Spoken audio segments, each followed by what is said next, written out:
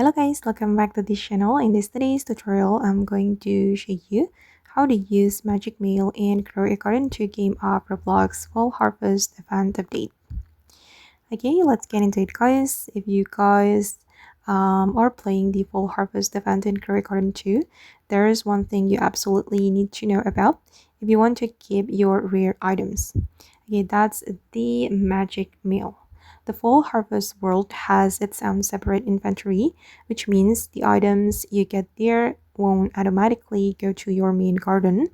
If you want to get or to keep the rare pet, crop, or other valuable item, you need to use the Magic Mail to send it back home.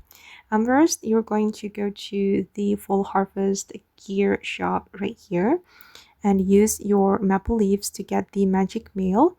There are 3 different tiers. The first one is the rare Magic Mail. This is the cheapest option and can transfer lower rarity items. And the second one is the legendary Magic Mail. This is the next tier and can transfer more valuable items. And for the next tier, there is Super Magic Mail. This is the most powerful one. It can transfer items of any rarity, including the mythic items. Once you have the right Magic Mail, use it on the item you want to keep and send it back to your Garden Valley mailbox.